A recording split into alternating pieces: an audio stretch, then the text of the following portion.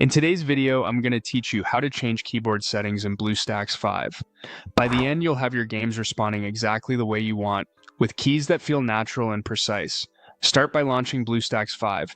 You can open your game right away or stay on the home screen. Either way works for accessing the key mapping tools. To open the controls editor, click the keyboard icon labeled Game Controls on the right sidebar, or press Ctrl plus Shift plus A.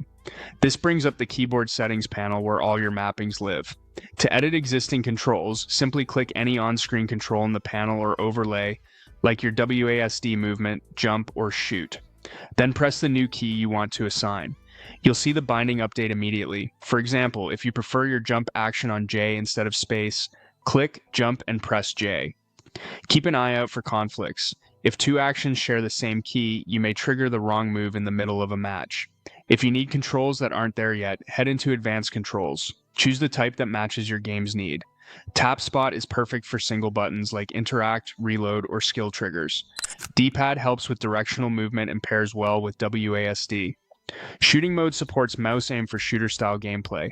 Place the selected control exactly where the game's on-screen button appears, then assign the keyboard key you want to use.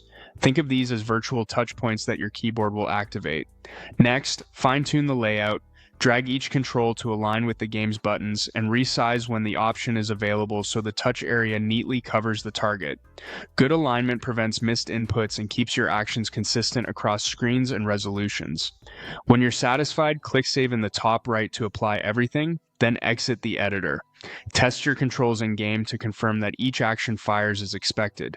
If something feels off, reopen the editor, tweak a position or key, save again, and retest until it feels natural. If keys aren't working, first confirm you click Save. If they still don't respond, restart Bluestacks to refresh the mappings. When the wrong buttons are triggering, check for duplicate key binds and remove old controls that overlap.